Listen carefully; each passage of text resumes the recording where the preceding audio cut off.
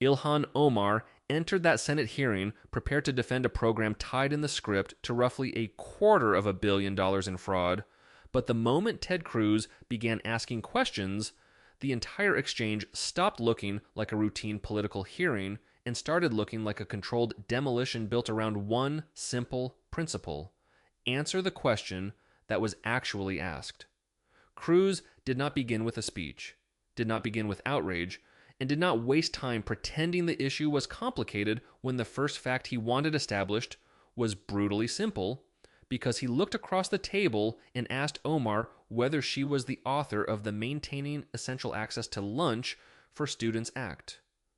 Omar responded the way seasoned politicians respond when they recognize that a short answer is more dangerous than a long one, wrapping the legislation in bipartisan support, invoking President Trump's signature, describing the public health crisis, and emphasizing that the purpose was to make sure children did not go hungry. Every word sounded polished, compassionate, and politically safe, but none of those words answered the question, and that was exactly what Cruz forced the room to notice before anything larger could be argued. He calmly returned to the same point, stripped away every layer of context she had placed around it, and demanded the answer in the form she had been trying to avoid. Was she the author? Yes or no? When Omar finally said yes, the significance was not that anyone in the room had suddenly learned something new, because the authorship was not a mystery, but that the entire audience had just watched her spend nearly a minute avoiding the easiest factual question of the afternoon. Cruz understood the value of that hesitation, because once a witness refuses to give a direct answer to something obvious, every answer that follows begins to carry the smell of calculation, and he immediately moved from authorship to the specific provisions described in the script. He asked about the law allowing for-profit restaurants to participate in the federal child nutrition program and about the removal of verification requirements concerning whether meals were actually served, shifting the discussion from intention to mechanism, from the emotional shield of hungry children to the bureaucratic architecture that governed taxpayer money. Omar pushed back by describing an emergency, reminding the room that children could not attend school and could not access the meal programs they depended on, arguing that lawmakers had to move quickly during COVID. But Cruz seized on those exact words because speed was not the defense he was interested in hearing. He wanted to show what happened when speed became the excuse for weakening oversight. And, in the script's framing, that was where the $250 million fraud stopped being an abstract scandal and started becoming the central exhibit. Cruz then laid out the Feeding Our Future numbers exactly as the script presented them, describing more than 250 meal sites in Minnesota and claims that thousands of children were supposedly being fed every single day, numbers federal investigators considered impossible. He emphasized that the money described in the case did not simply vanish into accounting fog, but, according to the script, was spent on luxury vehicles, real estate, and personal expenses that had nothing to do with feeding children, turning the phrase emergency program into something far uglier once the alleged fraud was placed beside the humanitarian justification. The point was not that Cruz accused Omar of stealing the money, because when she immediately said she had not stolen it, he explicitly answered that he had never claimed she did, and that distinction made his next move more effective rather than less aggressive.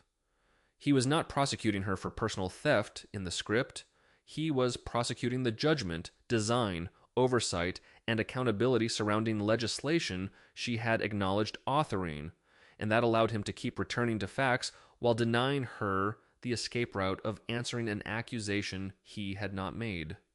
From there, he asked whether she had testified before the Minnesota House Fraud Prevention Committee, and once again the exchange narrowed into a contest between speeches and a simple factual answer.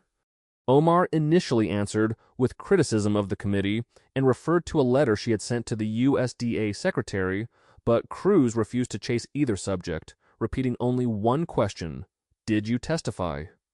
The repetition was cold because it turned every extra sentence into evidence of avoidance. and when Omar eventually admitted that she had not testified before the committee, Cruz did not need theatrical outrage because the silence after the admission did more work than shouting ever could. He then moved to the blocked subpoena issue described in the script, asking whether she knew that Democratic members had blocked a subpoena vote connected to her records, again pressing until the answer was stripped down to acknowledgement. By this stage, Cruz's method was obvious. Establish authorship, establish the program provisions, establish the fraud figures presented in the script, establish the missed testimony, establish the blocked subpoena, and only then summarize the chain so the audience could hear how damaging those facts sounded when stacked without political decoration. His summary was ruthless precisely because it was short, presenting the legislation, the missing money, the unanswered questions, and the blocked scrutiny in one sequence before challenging the idea that bipartisan passage could somehow function as a complete defense. Omar responded by returning to the moral justification for the law, insisting that children were hungry and mocking Cruz over his famous green eggs and ham filibuster, a sharp political hit designed to shift the energy of the room away from Minnesota and toward his own record. Cruz did not pretend the attack had no force. Instead, he acknowledged that he had read green eggs and ham on the Senate floor and said that fact was part of the public record,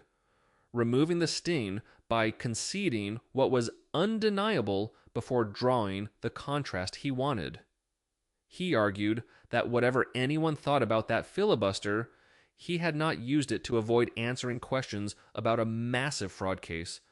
And then he returned yet again to the one thing Omar had not been able to bury beneath context: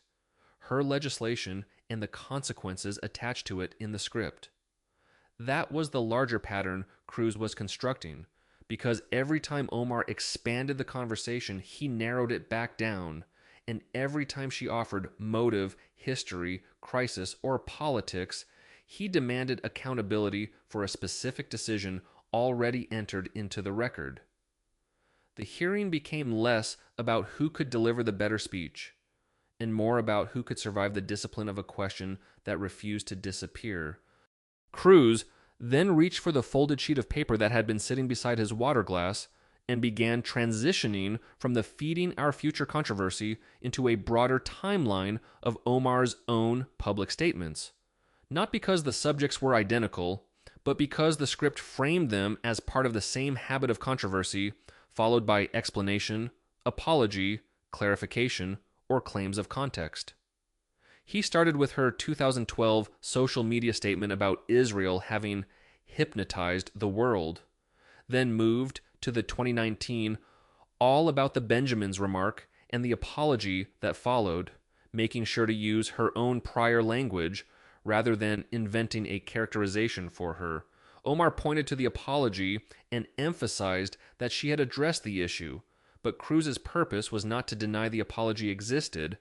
It was to ask what an apology meant if similar controversies followed later.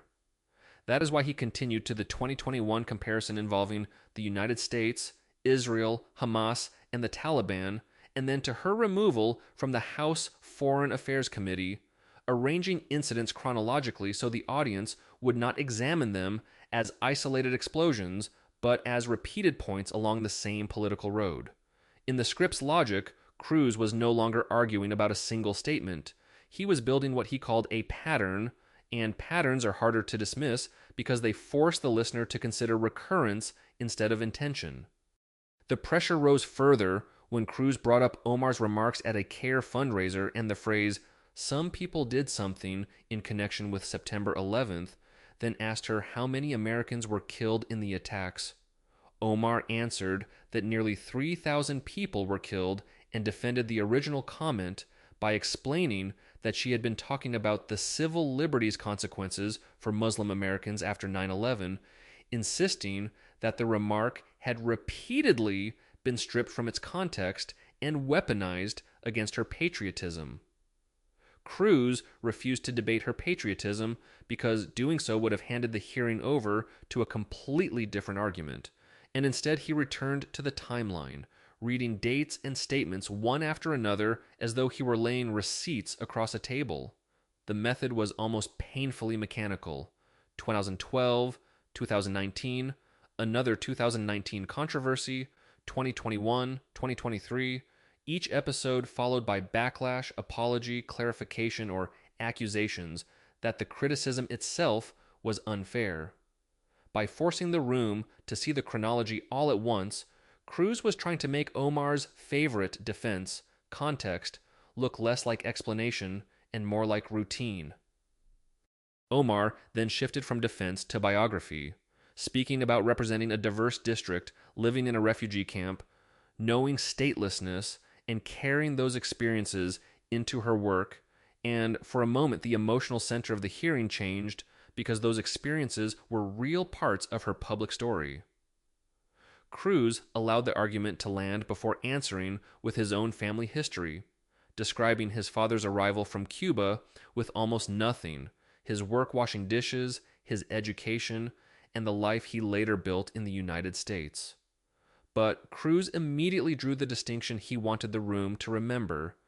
Biography may explain a person, but it does not erase a record, and a personal story cannot become a permanent substitute for answering a factual question. He accused Omar of answering numbers with childhood, documents with experience, and scrutiny with identity, framing each move not as context, but as evasion when the underlying issue demanded a direct response. Then he delivered the line that sharpened the entire exchange, arguing that a sincere apology followed by the same behavior was not accountability at all, but a routine. By that point, the hearing had moved far beyond the opening question about authorship, yet the structure remained unchanged because Cruz kept using the same method. Isolate a fact, force acknowledgement, add it to the record, and then move to the next fact before Omar could dissolve the previous one into political rhetoric. The folded timeline between them had become less important as a physical object than as a visual representation of the case Cruz was making, because every date represented a moment in which explanation followed controversy but did not end the larger dispute. Omar had not collapsed, and the script did not portray her as passive because she continued pushing back, defending her record, and challenging Cruz's motives, but each response gave him another opportunity to contrast direct answers with political counterattack. The confrontation was now positioned for the moment when Omar would stop retreating and launch her strongest personal attack against Cruz, bringing up Donald Trump, Cancun, and accountability in Texas, a move that briefly threatened to turn the entire hearing against him. And that was precisely where the next phase would begin, because Cruz was about to concede the Cancun mistake, absorb the attack, and then use Omar's own detour as evidence for the argument he had been building from the first question. Omar stopped retreating and came forward hard, shifting the hearing away from the timeline in front of her and toward Ted Cruz himself, because if she could not break the sequence he had built, she could at least try to discredit the man holding it. She reminded the room that Cruz had once called Donald Trump a pathological liar and later endorsed him, campaigned for him, and asked voters to support the same man he had previously described as untrustworthy, turning Cruz's own political reversals into the first exhibit in her counterattack. Then she moved to Texas, to the winter power crisis, to the freezing homes and the photographs from the airport, accusing Cruz of leaving his constituents behind while he flew to Cancun and only returning after the trip became a national embarrassment. The attack was not subtle, and it was not supposed to be, because Omar was no longer trying to answer Cruz's questions on his terms. She was trying to force the room to judge whether he had any moral standing to ask them at all. She leaned into the accusation and demanded to know when Cruz had last been held accountable for anything, and for a brief moment the momentum shifted because the hearing was no longer centered on Omar's record, but on Cruz's. That was the moment when Cruz could have destroyed his own argument by becoming defensive, angry, or evasive, because a man demanding accountability cannot afford to look frightened when the same standard is thrown back at him. Instead, he conceded the Cancun trip directly, saying that he had gone during the power crisis, that it had been a mistake, and that he had returned and acknowledged the mistake publicly, a short response that denied Omar the long confrontation she appeared to be inviting. He did not try to reinterpret the photographs, did not bury the mistake beneath family history, and did not spend 10 minutes explaining why critics were unfair, because doing any of those things would have mirrored the very behavior he had spent the afternoon accusing her of using. Once the admission was on the record, Cruz turned the entire exchange back toward the questions Omar had still not answered, and the contrast became brutal, because his mistake had been met with an answer while her controversies had repeatedly been met with context. The Congressional theater suddenly became useful evidence for Cruz, because Omar had spent her strongest counterattack talking about his airline ticket while the central issue he had raised remained the missing $250 million fraud tied in the script to a program she had authored. Cruz then told the room exactly what he wanted them to notice, not by denying Omar's criticism, but by placing it next to the subjects she had avoided, and the comparison was devastating precisely because it required no exaggeration. He had asked about approximately $250 million in fraud connected to the program, about the provisions that had loosened safeguards, about the committee she had declined to testify before, about the subpoena effort described in the script, and about a timeline of public controversies followed by apologies or clarifications. Omar's answer to that chain had become Cancun, Trump, Texas, and Cruz's character, none of which explained where the money went or why Oversight had failed. And that was the weakness he had been waiting for her to display in front of the cameras. Cruz distilled the contrast into the idea that if a vacation in Mexico was the strongest defense available against questions involving a massive federal fraud case, then the hearing did not need more political speeches. It needed an auditor. That word cut deeper than the theatrical insults because an auditor does not care about biography, party loyalty, applause, identity, or political branding. An auditor wants numbers, documents, signatures, dates, liabilities, and explanations that add up. From that point, Cruz turned the discussion toward Omar's financial disclosures, opening the next front with the same flat tone he had used from the beginning, because the more explosive the numbers became, the less he needed to sound explosive himself. He referred to her 2024 disclosure as listing assets jointly held with her husband in a range reaching as high as $30 million, then contrasted that with an amended filing described in the script as revising those assets down to a range between $18,000 and $95,000. The distance between those figures did not need decoration because a discrepancy measured in tens of millions of dollars speaks with its own volume. And Cruz treated it not as gossip, but as a filing problem on a legal document. Omar attributed the change to an accounting error, explaining that liabilities had not been properly included when the businesses were valued and that the amended disclosure reflected the corrected figures.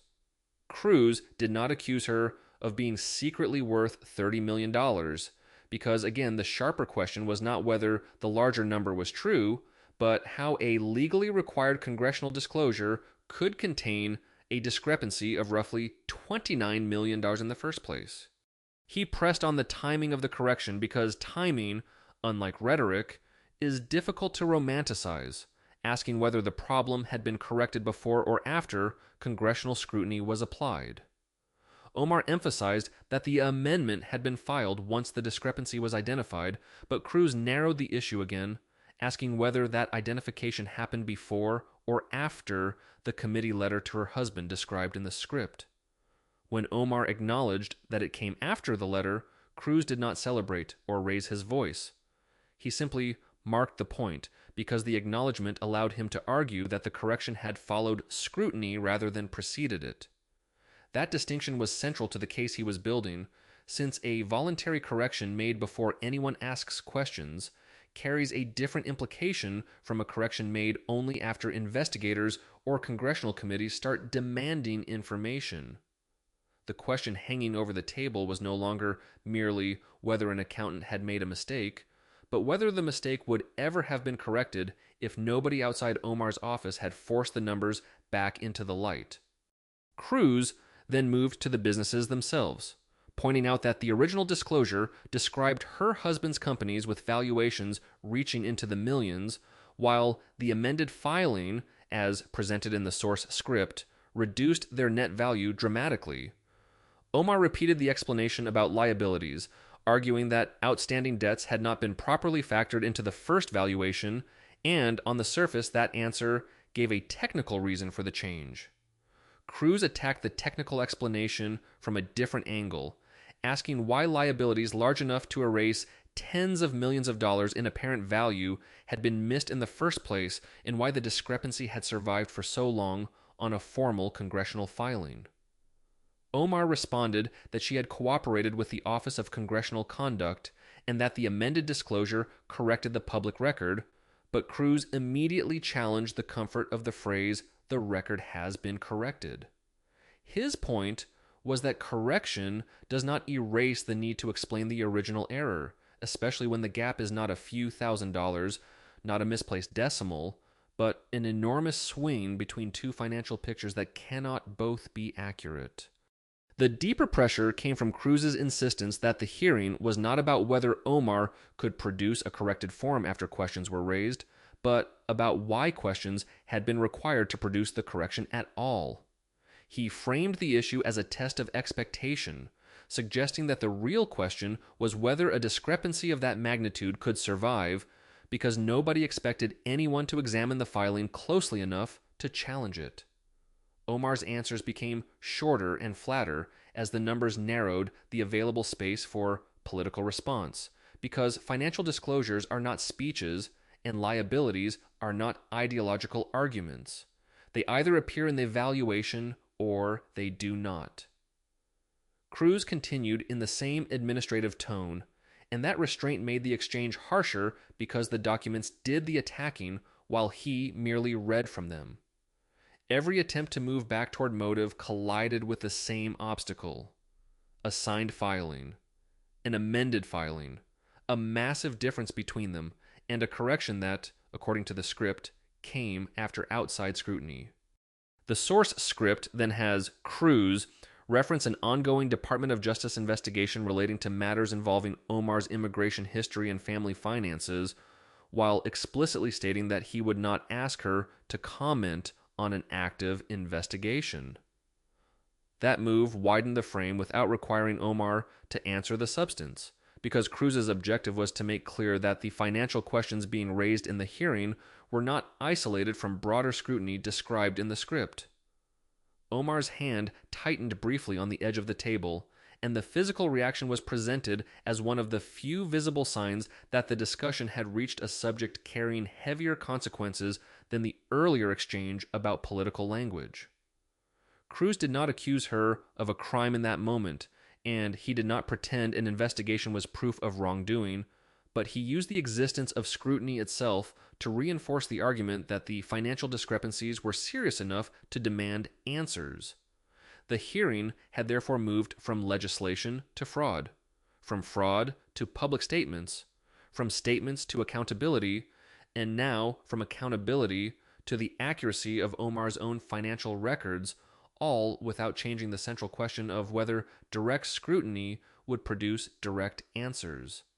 Omar finally tried to pull the hearing out of the accounting lane completely, arguing that the questions were not really about money, children, disclosures, or oversight, but about who she was and what she represented.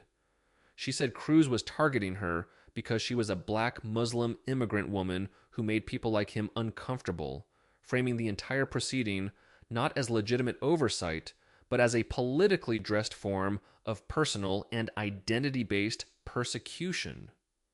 The accusation was serious enough that one defensive sentence from Cruz could have blown apart the framework he had spent the afternoon constructing, because the instant he started arguing about whether he was personally prejudiced, the hearing would stop being about records and become a referendum on motive. Cruz refused that invitation, did not launch into a declaration about his character, and did not try to prove what was in his heart, because motive was not the battlefield he wanted. Instead, he returned to the feeding our future case and asked a question designed to force Omar's accusation against the cold weight of criminal convictions. He asked whether the dozens of defendants convicted in the feeding our future fraud case had been convicted because of their race or because they had stolen taxpayer money, and the simplicity of the question stripped the accusation of the protection that abstraction usually provides.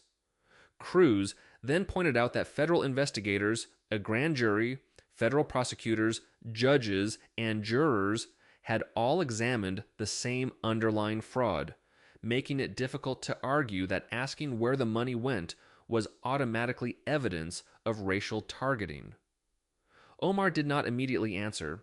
and Cruz used that silence to return to the people most often invoked in her defenses, the children and families in the Minnesota communities she represented, arguing that they were not protected by refusing scrutiny, but were among those most directly betrayed by the fraud. The sharper implication was that identity cannot function as a shield against accountability when the victims themselves come from the same communities politicians claim to defend, because refusing to examine wrongdoing does not protect those communities. It protects the absence of answers.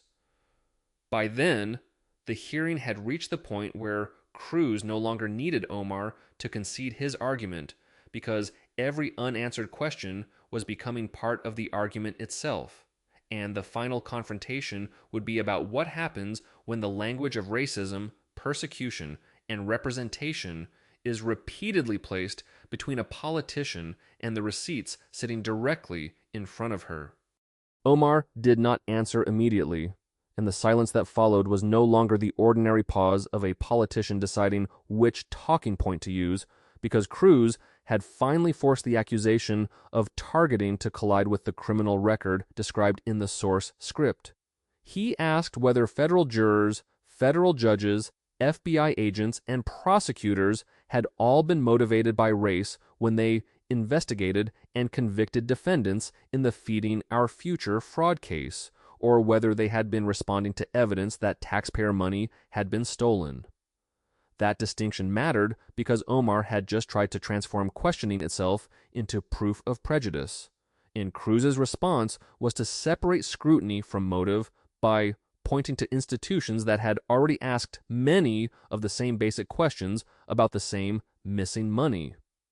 He did not need to prove that every criticism of Omar was fair, and he did not pretend prejudice never existed because his argument was narrower and more dangerous to her defense.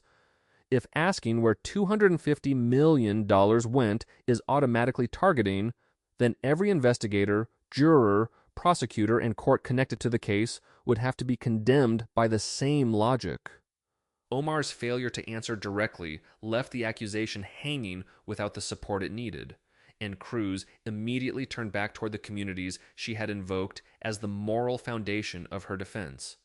He pointed to children in Minneapolis, St. Paul, and Somali American communities who were supposed to benefit from the meal program,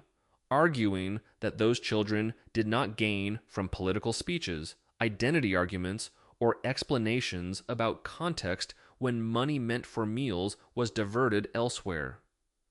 The scandal, as the script framed it, was especially devastating because the people harmed were not distant abstractions, but families living inside the same communities Omar repeatedly presented herself as defending, which made the fraud harder to explain away as merely an attack from hostile outsiders.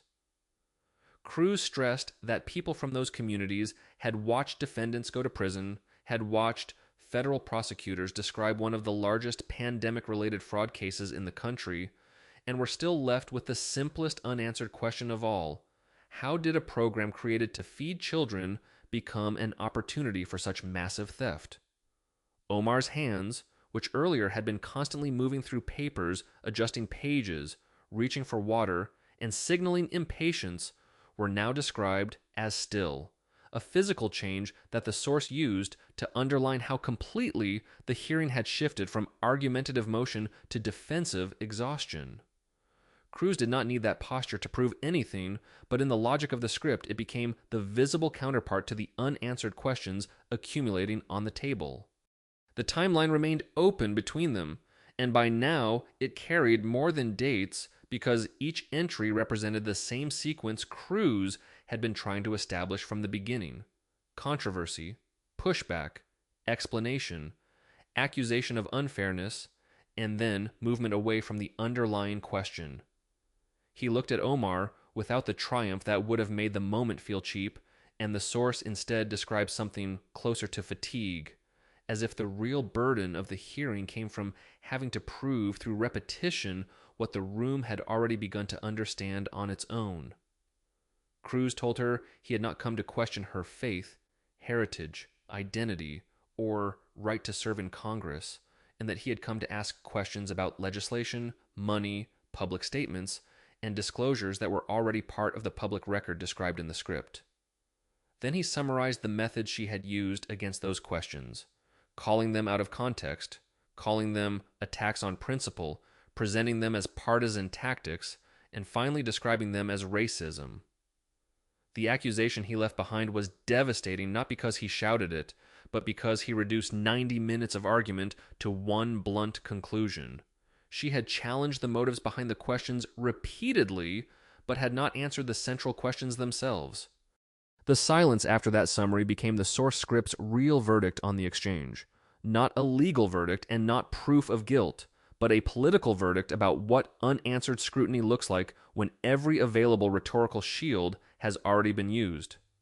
Cruz did not need to add another dramatic line because the documents, dates, numbers, and admissions had already created the structure he wanted, and the room was now left to decide whether context had explained the record or merely delayed engagement with it. The harshest criticism in the script comes at precisely this point, where it argues that a politician who turns questions about money into accusations against the person asking them does more than protect herself from an uncomfortable hearing. According to that argument, she changes the meaning of the language she is using because serious terms such as racism, Islamophobia, and persecution carry public weight only if they are not reduced to automatic defenses against routine oversight. Once those terms become political escape hatches rather than descriptions of genuine discrimination, the people who actually need them are the first ones forced to pay the price. The source then makes that cost explicit by pointing to ordinary Muslim Americans, immigrants, and minority families who may face real prejudice in daily life and who depend on the language of discrimination to trigger attention, investigation, and correction when something genuinely wrong happens. A Muslim woman who fears hostility because of her hijab, a Somali father who believes he is being treated differently by authorities, or an immigrant family that cannot get a straight answer from a government agency needs words like Islamophobia and racism to retain seriousness rather than become exhausted political currency.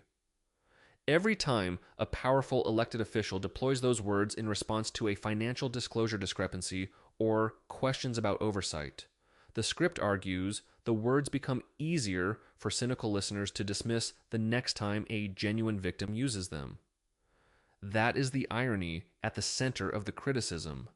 Weaponizing the language of discrimination for political survival may protect a politician for a moment, but it can weaken the credibility of the very language vulnerable people need when they are actually mistreated. The script therefore presents Omar's strategy not merely as evasive, but as damaging to people whose experiences she says she represents. The second group harmed, according to the script, is the Somali American community in Minnesota itself, because Feeding Our Future did not enrich ordinary families who needed meals, but instead became a vehicle through which individuals exploited a federal program while the intended beneficiaries were left behind. Cruz's broader argument was that representation means more than defending a community against outside criticism. It also means being willing to confront wrongdoing when people connected to that community exploit programs designed to serve it. The source emphasizes the number of convictions, the numerous meal sites involved, and the scale of the fraud to argue that refusing scrutiny cannot plausibly be described as solidarity with the people harmed by the scheme. Children were supposed to receive food, taxpayers were supposed to fund legitimate nutrition services, and community trust was supposed to be protected, yet the fraud showed what happens when emergency money moves faster than oversight. In that framing, accountability is not an attack on a community, but one of the tools required to protect that community from people willing to exploit both public programs and public sympathy. The script then widens the lesson beyond Omar and Cruz by drawing a distinction between courtroom discipline and political theater, arguing that the hearing became revealing because Cruz treated the exchange more like cross-examination than ordinary congressional debate. In a courtroom, a witness cannot replace a direct answer with a campaign speech indefinitely, cannot attack opposing counsel every time a question becomes uncomfortable, and cannot decide that a question is illegitimate simply because answering it would be damaging. Judges impose boundaries, objections are ruled on, witnesses are forced back toward the question, and repeated refusal can carry consequences, while political hearings often reward the opposite behavior by giving skilled politicians unlimited room to substitute narrative for response. Cruz's method throughout the script was to recreate some of that discipline without possessing a judge's authority, using repetition, documents, chronology, and narrow questions to make evasion visible, even when he could not legally compel a better answer. The significance of the hearing therefore rests less on any single insult or viral exchange than on the contrast between a politician's instinct to expand every issue and an examiner's instinct to reduce every issue until only the factual core remains. From there, the script turns toward the standard ordinary Americans already apply to themselves, because the questions become much less ideological once they are translated into situations people recognize from their own lives. If an ordinary taxpayer submitted a document showing tens of millions of dollars in assets and later revised that number down to a fraction of the original figure, nobody would expect the IRS or another regulator to accept accounting error without asking how such a discrepancy happened. If a neighbor administered a program through which $250 million disappeared, people would not consider questions about oversight unreasonable simply because the neighbor believed the program had a noble purpose. And if a coworker apologized repeatedly for similar conduct but continued producing the same kind of controversy afterward, most people would stop treating each incident as completely unrelated and begin considering whether a pattern existed. Cruz's entire case, as the script presents it, depended on reducing congressional privilege back to those ordinary standards and asking why elected officials should receive less scrutiny than the citizens whose money they spend. That is where the confrontation was headed toward its final conclusion, because the $250 million figure, the missed testimony, the blocked subpoena described in the source, the repeated controversies, the Cancun counterattack, the financial disclosures, and the accusation of targeting had all been brought back to the same unresolved demand. Cruz had spent the hearing stripping away one defense after another, not proving every allegation beyond dispute, but showing how quickly political accountability collapses when the person being questioned is allowed to replace answers with identity, biography, motive, or attacks on the examiner. The final argument would no longer be about whether Ted Cruz was likable, whether Ilhan Omar's political positions were popular, or whether either side could produce a sharper insult, because none of those things could reconcile numbers that still did not explain themselves. It would be about whether citizens are entitled to ask where their money went, whether elected officials are obligated to answer when the records do not add up, and whether the language of injustice should be used as a shield against ordinary scrutiny. And beneath all the fluorescent lights, legal pads, timelines, disclosures, and accusations, the script was preparing to end on the simplest demand in the entire hearing. When taxpayers ask what happened to their money, they do not need another speech. They need the receipt, the